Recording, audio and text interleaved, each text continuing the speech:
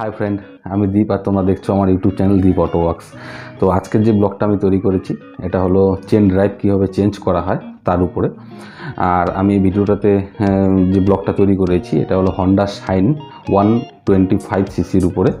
তো যারা তোমরা জানো না যে চেন কীভাবে মেনটেনেন্স করতে হয়, তো তারা আমার এই চ্যানেলে দেখবে চেন লুব বলে একটা ভিডিও আছে, ওই ভিডিওটা দেখবে। আমি এটার লিঙ্কটা দিয়ে দেবো নিচে আই বটনে।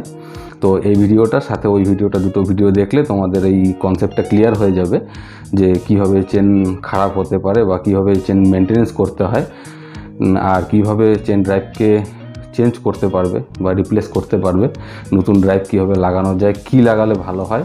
এই দুটো ভিডিও দেখলে তোমাদের টোটাল কনসেপ্টটা ক্লিয়ার হয়ে যাবে। ঠিক আছে, চলো তাহলে আর কথা না বাড়িয়ে ভিডিওটা দেখা যাক।